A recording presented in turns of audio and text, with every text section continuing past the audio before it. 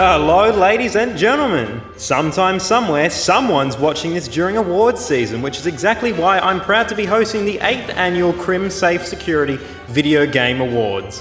First on the docket, it's the award for Best Video Game played via a state-of-the-art security system that also happens to be the reason I can't buy Grand Theft Auto without showing my ID first. It's a community service order for breaching mankind's right to enjoy something for once. Well, shit. Well, not the worst awards show I've seen. At least this one landed me a sweet Night Watch job. Well, I say sweet, but I never even wanted a Night Watch job in the first place. But you know what? No. I gotta stop with that. That kind of attitude's the entire goddamn reason I'm here in the first place. See, unlike my last all videos would have you believe, I do enjoy some things. They're just not very good things. For instance, olives. Yeah, that's pretty much it. I'm a real piece of shit. So for my community service, rather than tearing down something completely innocuous that other people enjoy, I was told I had to make just one video all about building up something that nobody likes.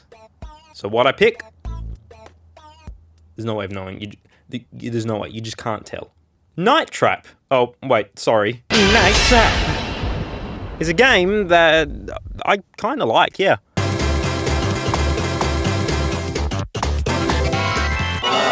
Originally released for the Sega CD in 1992, Night Trap is one of the most obscure video games I've ever had the joy of playing, which, if you know anything at all about Night Trap, is a sentence that should already strike you as odd, particularly with the use of joy and playing. Also, if you know anything at all about Night Trap, you'd probably be aware of its frankly shocking reputation as one of the worst games ever made. Look, let's be real, Night Trap's not the sort of game to win any awards. The day its name is called within 5 blocks of an award show is the day humanity falls for good, I'm telling you.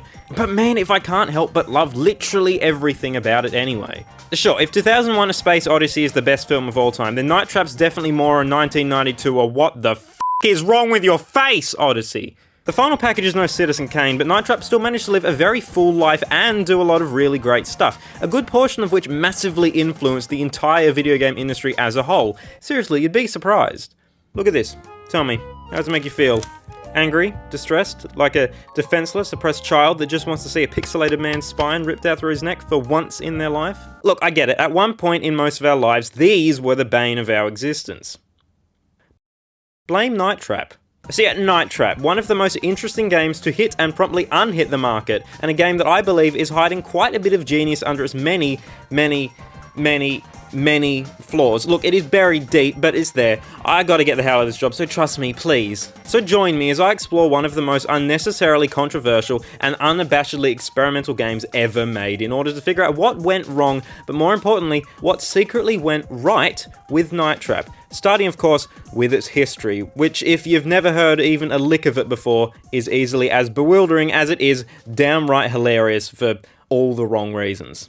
Welcome to 1985, home of the humble mixtape, saying no to drugs, casual racism, and of course, Tom Zito here. Zito is a man of means, and his means is, of course, VHS technology. Specifically, this exciting thingy able to run up to 4 separate video tracks simultaneously. The future of VHS was initially dubbed Nemo, or Never Ever Mention Outside, which would later be changed to the Control Vision in an attempt to increase outdoor word-of-mouth sales. In order to figure out what the hell he could actually do with this thing, Zito brought developers Rob Philo and James Riley on board to develop a few short pitch demos. For their first attempt, Riley wanted to try and create something that gave players full reign of the environment, to see what they wanted to see, to go wherever they wanted to go at any time, as long as it was in front of a surveillance desk. And thus, a year later, Scene of the Crime was born, a short 5-minute experience in which the player has to keep an eye on the occupants of this here house by switching between the 7 cameras throughout. Simply eavesdrop on the various characters inside and do your best to ultimately determine who stole Julius Pringle's fortune. Watch them with the cameras.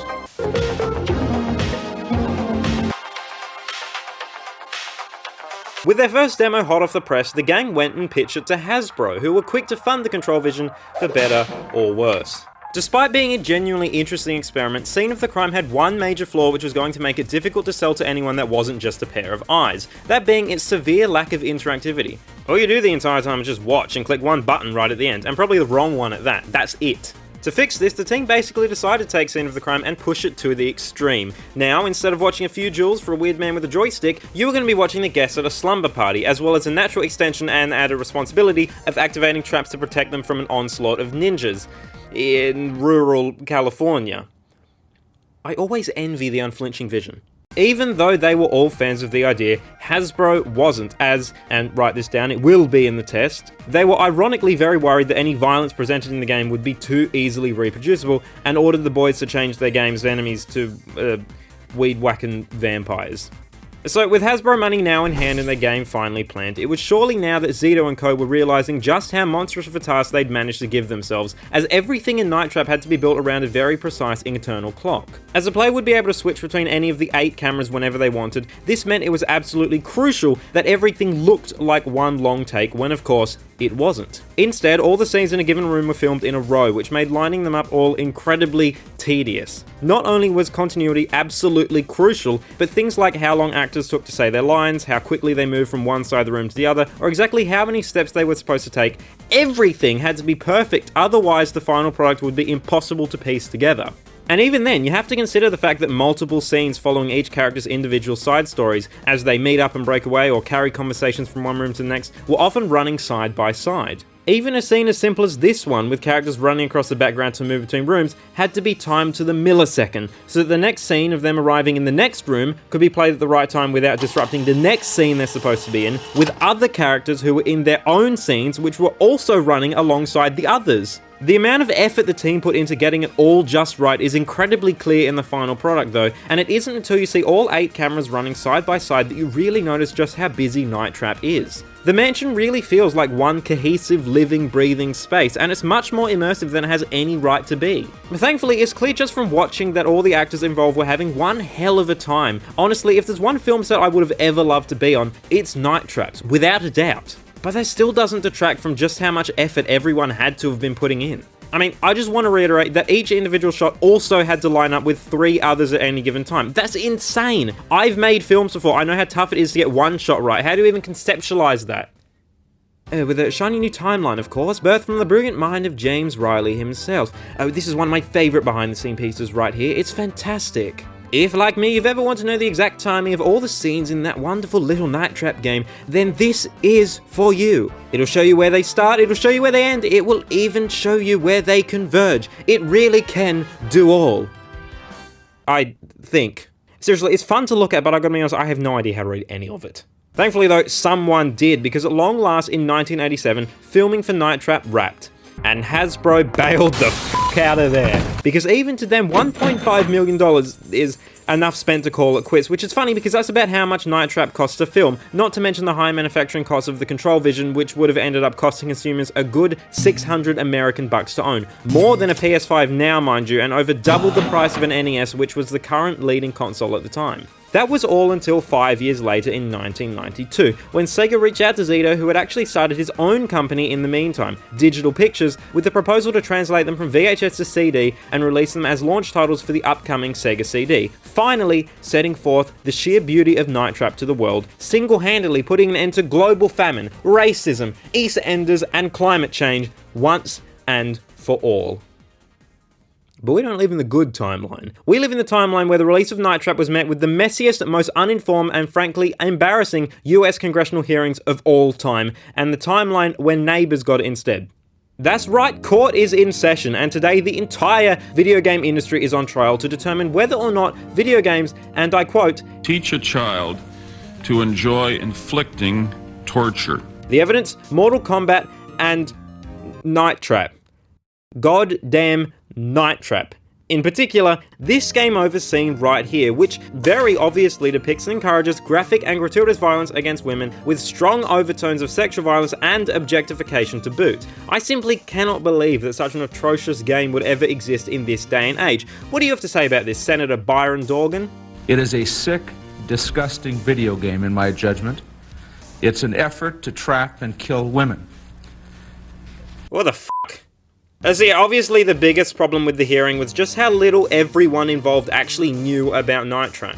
We hear these terrible things are happening. That was like one of the first phone calls I got, that these games are really violent and people, you know, are really up in arms about them. And I was saying, have you seen Night Trap? It's very clear that the only scene any of the senators had actually viewed was the infamous bathroom death scene, taken completely out of context, which for some reason led them all to believe that the objective of the game was to kill the teens, when in reality you're supposed to be keeping them alive. The game literally reprimands you if you let any innocent bystanders get captured. I put the lives of those girls in your hands, and you screwed up. You physically cannot finish the game if you do what the Senate thought was the goal, if you even see the scene they spent so much hot air discussing for that matter. My personal observation is I think it's pathetic and shameful that the conclusion of a game like that, a quote game unquote, is to drill into a woman's neck. Even then, Congress was still convinced that Night Trap existed to do no more than promote violence to kids, which is ironic because, as I mentioned earlier, the entire reason the enemies in Night Trap would change from ninjas to homeless men in bin bags who walk around like they've freshly shit themselves and attack with a Mad Cat's Ultra Hand is so that the violence literally couldn't influence anyone in the slightest. According to Riley in the 1995 mini-documentary Dangerous Games, the bathroom scene was meant to be humorous if anything, just a fun, campy jab at B-movie slasher films of the time. It was funny. You could hear people laughing on the set because it was. So the team was understandably quite upset that Night Trap was being compared to the gruesome likes of Mortal Kombat. But no, Joe Lieberman was convinced that this bathroom scene was the spawn of Satan himself, despite never having actually played the game, something he outright admitted to Zito after the hearing. Senator, have you ever actually played this game? And he said, I don't have to, this is filth. And who, speaking of, was actually in the audience but wasn't able to testify despite making his presence known. Dorgan is reading from it. He says, yeah, and it's a shame Mr. Zito couldn't be here to defend this horrible filth that this company is putting out. I said, Senator, I am here and I'd be happy to talk about it. We have testimony that will be submitted later, some of which has already been submitted by Mr. Tom Zito, who's not with us, President and CEO of... I'm sorry, Mr. Zito is here. You're out of order. Just, be quiet back there. Instead, the Senate used a pre-written copy of Zito's testimony, which Dorgan clearly doesn't read in full, instead just picking out the 2 or 3 sentences which aren't going to totally ruin his case. Mr. Zito says that Night Trap was set out to create a spoof of vampire films. And it's just so rich. There's not a single solid argument here. Everyone's making shit up and no one knows what they're on about. It's like a Phoenix Wright trial without Phoenix Wright. I hate it so much, but I can't stop watching. I'm not even kidding. There are so many moments in the hearing that put me one step closer to making a reason to go to trial myself. So here are my top 5 favourite Night Trap trial moments, starting with number 5. The fact that it's a hearing about video games, but they can't even get the TV to work.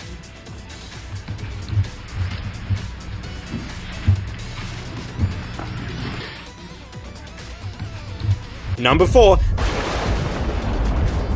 And I know there'll be people who say, well, we sit up here as the thought police. Ah, gotcha. Number 3. Okay, now I'm going to tell you something and I want you to take some time to let it sink in. This trial took place on December 9th, 1993, a trial about video game violence. As one would expect, the very next day was December 10th, 1993.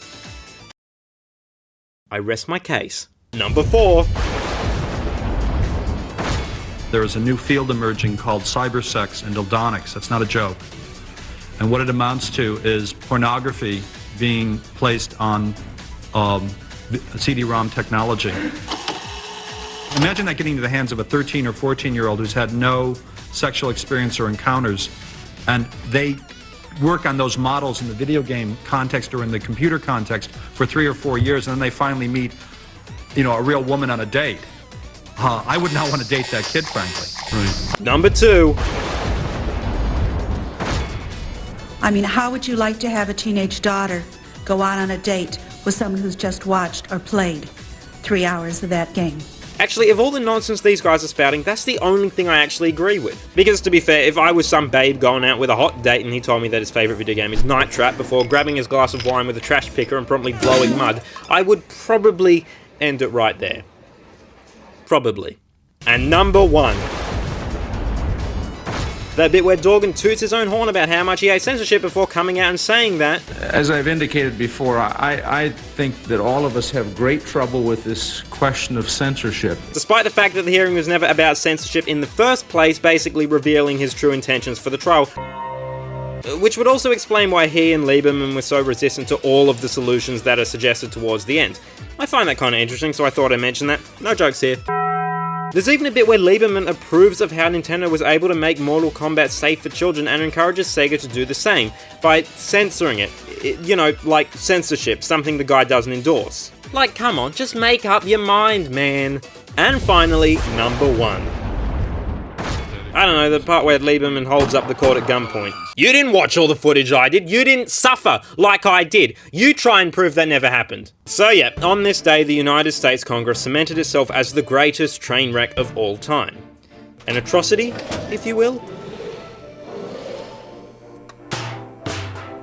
I'm allowed to do this, I'm not American. But then we get to the only redeeming part of the hearing, where we get to meet the only voice of reason, our Phoenix Wright to this trial, the wise, almighty Sega representative, Bill White, here to defend Night Trap. Sort of. In his defense, he makes a lot of good points. He talks about how Night Trap was never aimed at children in the first place. Night Trap was developed specifically for an adult audience. How Sega has been working with an independent rating council to get Night Trap properly classified. He pulls up some clips of violent Nintendo games, and he even confronts Lieberman head-on about how taking the scene out of context was unfair to the game. And what you've done is picked a particular segment of that game. Let me clarify. A winning effort within Night Trap saves the women. Your job as the player is to identify the villains and to trap them. If you are a good player, you keep the villains from the women and men who are potential victims. Sadly, however, none of his arguments seem to get through to Lieberman, who goes as far to say that even adults shouldn't be playing Night Trap. Do you think it's even appropriate for you to be pushing that stuff out there for adult audiences to use? Which would be a good suggestion if all adults were as thick-skulled, monkey-brained as him. And this was in no small part thanks to Howard Lincoln, senior VP of Nintendo, who had already won Lieberman's prejudice before the trial to even began. In fact, it was even discovered a little while after the fact that it might have been Nintendo themselves that provided Congress with the clips from Night Trap in an attempt to sabotage Sega's climbing sale numbers, and in turn, unintentionally dragging the entire video game industry through the mud in full view of the public. You know, when all this TV coverage was going on, I was on a TV show, and when I needed the Night Trap footage, it was Nintendo that was like, oh, we'll send it to you. And then we have Lincoln's most renowned statement from the hearing. And let me say that for the record, I want to state that Night Trap will never appear on a Nintendo system. Which, when you really get into it, wasn't even because it was unworthy of the company's moral standards, but because it ran off of a CD, which none of Nintendo's consoles were physically able to read, but was twisted in a way as to do as much damage to Sega's case as possible. Oh, and, There's a joke here somewhere, but So there you have it. Bill White, the only good person in the room, absolutely demolished simply because everyone else there was too set in their ways to listen. One idea, however, did manage to get through. The idea for an industry-wide video game rating system to allow developers to make whatever games they want without the fear of censorship, and to let consumers know what kind of content these games contained without having to buy them first. And finally, only a few months later, the Video Game Rating Act was passed, and the Entertainment Software Rating Board was launched. Sex?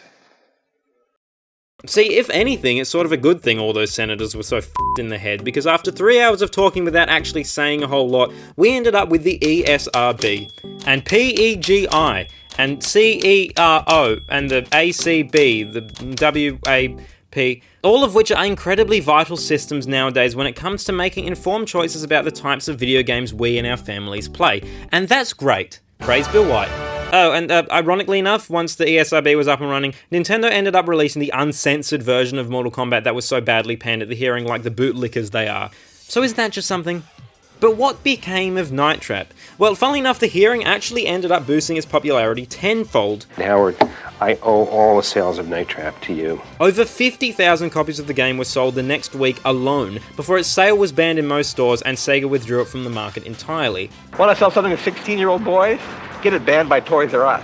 Thankfully, a remastered 25th anniversary edition of the game was released back in August of 2017, which, as is tradition for Night Trap, is lucky to even exist, having started out as a failed Kickstarter campaign 3 years earlier in 2014, which only raised a mere 12% of its goal. Jesus Christ, just pack it up now, the damn thing's cursed. During the short time that it was initially available for purchase, the game's reception wasn't too bad. Most reviewers found its tacky, campy humour and charm to help the game's appeal quite a bit, and the video high quality and smooth. For the time, I would hope anyway. Generally speaking, it was pretty groundbreaking.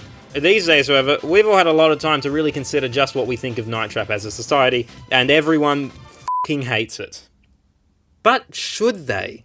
Well, frankly, I don't give a Howard's Lincoln what you think, especially seeing as you've probably been staring at the various shots of this screen here, wondering what any of it actually means, which is great, because that means I can segue into talking about the gameplay, which also happens to be the game's biggest point of contention in the sense that it barely exists.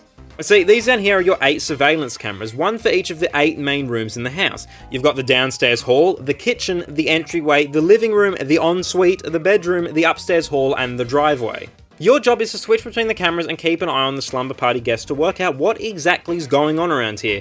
But not if you want to keep your job, because the actual task is to protect them from these guys. But how do you do that, I hear you ask? By trapping those tumultuous tyrants, of course, which is actually a lot easier done than said, because they are very stupid. The moment you see one of those terminally constipated half-wits bumbling around, simply switch the camera that they're on, wait for the trap indicator to flash red, hit the trap button, and watch those missing person reports roll on in. And that's Night Trap. I am not kidding, that is pretty much the extent of gameplay on offer here.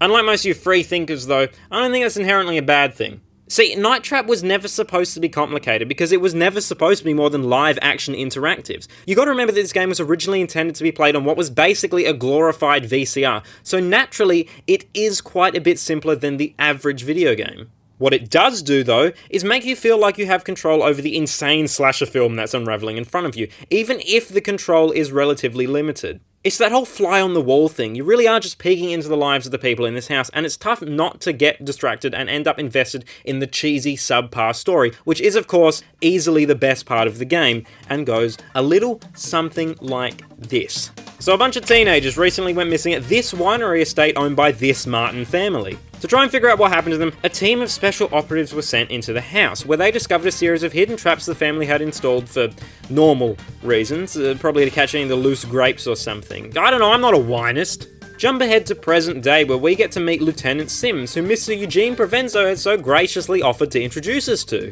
The head of the SWAT team, or excuse me, it's the SCAT, it's the Sega something or other, SWAT team is what it comes down to. So there's this sort of fascist military type with a... Okay, it's the Special Control Attack Team, or SCAT for short, unfortunately. Cleverly enough, SCAT's been able to install an override cable on the house's trap system and can now give control to one lucky agent. That lucky agent, of course, being you. Unlucky for the party guests who would rather not end up dead. And speaking of, here they are now! Aside from Megan, who's by far the most entertaining of the bunch, the only one you really need to know about is Kelly, played by Dana Plato, who's best known for being in something else. I'm sure it'll subconsciously come back to me. She's got that whole Jim Halpert thing going on, what with looking into the camera every 2 seconds, because she too is an undercover agent and is fully aware of your presence, oftentimes speaking, or more often than not, screaming at you through the surveillance system. As it would turn out, something is amiss at the Martin household, as shortly after the parents leave to go do some charity work for a so-called Auger family, the estate is attacked by sentient pantyhose, and it's up to you to make sure they don't reach the teens inside. As the story progresses, you start to learn that the Martin family themselves are up to no good. So up to no good, in fact, that they're straight up vampires, and the monsters attacking the house are the Augers mentioned earlier, vampire victims on the verge of death, too weak to hold in their dookie or suck any blood without the help of an extraction tool. Eventually, after everyone's been sufficiently hobbled after, the parents return home after discovering the Augers have gone missing, as they've, of course, been infiltrating their home completely unbeknownst to them. That is, of course, until they enter said home, and because the player hasn't been doing their job well enough, discover it to be totally infested with the suckers, track down the SCAT override cable, and kill the player. Right, no, that doesn't seem right. I think that's not the right ending. And so the Martin parents return home to find out that the Augers have come over uninvited for a spot of blood. And, because when in Rome, they decide to join in on the fun, do a bunch of kooky vampire things, and chase Kelly upstairs for the epic final showdown, where their player has to activate a few more traps, just for old time's sake, to defeat the Martins once and for all. Or maybe you won't do that and you'll let them use their crazy vampire powers to catch Kelly, because that'd be funny, right? Of course it would. But if you're not a total maniac, you'll trap the vampires and save the day, and after a nice little speech from Kelly on the way out, Night Trap draws to a lovely, happy close. Nah, you wouldn't.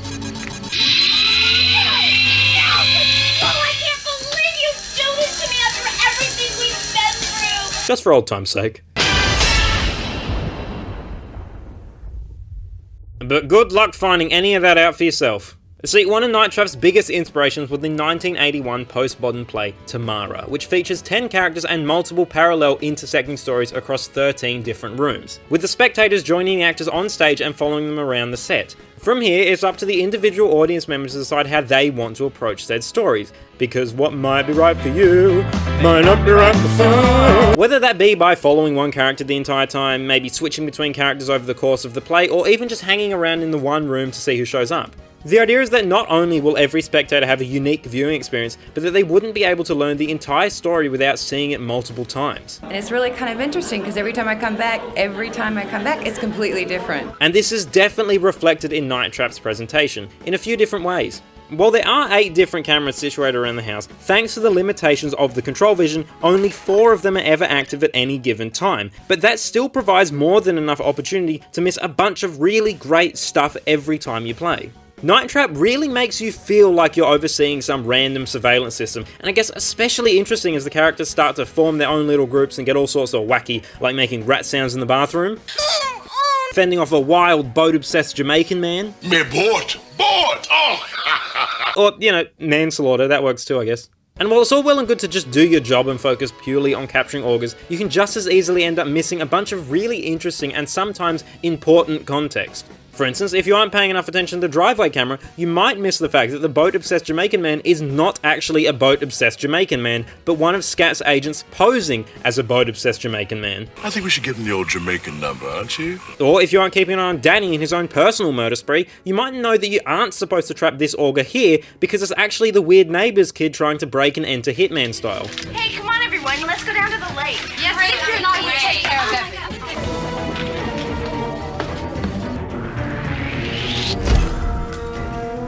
But then we get to the crux of Night Trap, and the biggest problem most people seem to have with it. As fun as all that goofy B-movie filler is, there is still a, for lack of a better word, game in here. First of all, it's not a very long game, barely much longer than an episode of your favourite 1970s Gary Coleman-fronted groundbreaking sitcom. See, an ideal 25-minute run of Night Trap will see you protecting every innocent party, keeping the Martins unaware, and trapping a total of 100 vampires. But missing one should still net you a perfect game, you know, leave one to tell the tale and all that. So doing the math, that's 1 kill on average every 15 seconds, golden chainsaw, bed trap, yada yada. If you can't tell, that doesn't exactly leave you a lot of time to be hanging around taking in the story. Hell, you can't even witness the glory that is the theme song without completely botching a run and getting kicked off the job prematurely. Oh, my bad. Am I interrupting something? Were you just having fun? Oh my god, I apologise. I didn't realise you'd loaded up this video game to have fun. Because I figured if that's what you're after, you would have picked something like Mario or Sonic with bright colours and happy music. What, you want me to let you back in so you can keep playing? F you? How about that? How about you play it right next time? Treat it with some respect? If this performance is representative of the kind of work ethic you have, then the corporate world is gonna eat you the f*** alive. Next time ask Santa for a console with actual launch titles, you little bitch. So, sure, okay, I just won't pay attention to the people and only keep an eye out for enemies then. That's fine. But it isn't, actually, because sometimes you need to keep an eye on people thanks to this flashing strip here, which represents the trap's system security code, something which the Martins like to change every now and then, and something that you have to keep an ear out for when they communicate this with their actual real voices. Let's go down to the control room. Maybe Tony has seen the Augs. Gotcha. I'd feel better if we switched the code again to yellow. I'd feel better if we weren't standing next to an industrial jet. Swap that with the fact that every character has their own major opportunity to be killed. Control, how could you let that happen? Megan is dead. As well as a handful of times where you're supposed to remember the locations of traps and deliberately refrain from pressing the buttons until a better opportunity arises, both of which will result in an instant game over if you screw up, and it's not exactly difficult to see just how painful it can get if you aren't prepared for it. Seriously, this game is an absolute trial by fire. You're just thrown into a mansion with a bajillion zombies and no idea what's going on, only for SCAT to show up and kick you off the team if you make one tiny inevitable mistake. Like, come on, there are still other people in the house, so what if Lisa dies? F Lisa. You would not believe how easy it is to accidentally kill an ally or miss an auger. There just isn't enough time to be sitting around and watching the story. Sort of. See, Night Trap is the kind of game that makes complete sense to the guys who made it because they know exactly how the story unfolds over the course of the game. But through the lens of a new player, this obviously isn't the case. Going into it, most people will understandably assume that it plays out much like a regular movie does, with the story told consistently throughout the game, which isn't actually the case. A good 70% of it is just filler, a distraction. If anything, it just gives the illusion that you're missing a lot when in reality that isn't quite the case. Most of the important story beats are told during two relatively safe periods at the start and end of the game. Ideally though, you're supposed to have a few runs dedicated to getting the hang of the game and learning what you can about the story before you start trying to go for a successful playthrough. It really just comes down to whether you have the patience to actually do that and can then continue to exert said patience to learn the rest of the game. This is not a game for the impatient or easily frustrated because yes, Night Trap is strict, it is grueling, and if you want to finish it legitimately without a time-coded walkthrough, then I'll let you keep that hope for now. Even as I'm sitting here defending it though, I will admit that it is probably a bit much to ask. Again, if you understand the game and know exactly how everything plays out, it isn't nearly as bad as it seems, but the only way to get to that point is to actually play the game, which most people won't want to do much of because it's so overwhelming. In the context of its release, it makes a lot more sense though. Night Trap is the type of game you'd get for your birthday as a kid and play to death because you're 9 and can't afford to support yourself. I mean, most adults can't in this day and age. How do you expect little Timmy to be able to afford Night Trap and Sonic CD? No, he gets one and one only, and he better play that game all day long because it's either that or he goes outside and throws rocks at his cat. I guess, what do you people do outside? And as a game like that, Night Trap works pretty well. It's got this weird replay value where every run that you do, you can still hunt for augers but follow around different characters each time, or look for whatever you missed the run before. It's got that Tamara feel, and it's something I really haven't seen a lot of games try, which is a shame because if you're willing to commit, it very oddly works. Of course, with games getting longer and more in-depth these days, games that expect you to invest hours upon hours memorizing how it works and scour for details that you might have missed the first 17 times just aren't sought after at all, so it makes sense as to why so many people don't understand the appeal of Night Trap. And it's okay, because yeah, I'm a little bit like that too, and I'll admit it, I did end up using a walkthrough. But if I'm going to be honest, I kind of regret doing that, because as arduous as it is, I still feel like I could have eventually cracked it on my own. I like having to use my own intuition, and I like a game with a challenge. Don't get me wrong, I'm all for a good meaty game with a nice long story, but when I'm in the middle of a busy day and just want to have a quick play around at something, Night Trap is exactly the kind of arcade game I would think to reach for, and it's definitely a game I believe everyone should try at some point too. I know it really goes without saying, but if you're going to try Night Trap, make sure you pick up the 25th anniversary edition on literally anything at this point. Camera previews are a particular sort of godsend and actually make the game bearable for a change, as does the newly added checkpoint around where you had to switch discs in the original Sega CD version of the game. The gallery mode is also quite a cool addition, allowing you to re-watch all of the story-based scenes you might have accidentally missed, assuming any of them actually unlock. What the hell? This version even contains a bunch of really neat bonus features for those of you as interested in the history of Night Trap as I am, like documentaries, development images, a copy of the game's original timeline, deleted scenes reinserted into their natural locations during gameplay, and even, for the first time ever, a fully playable version of Scene of the Crime.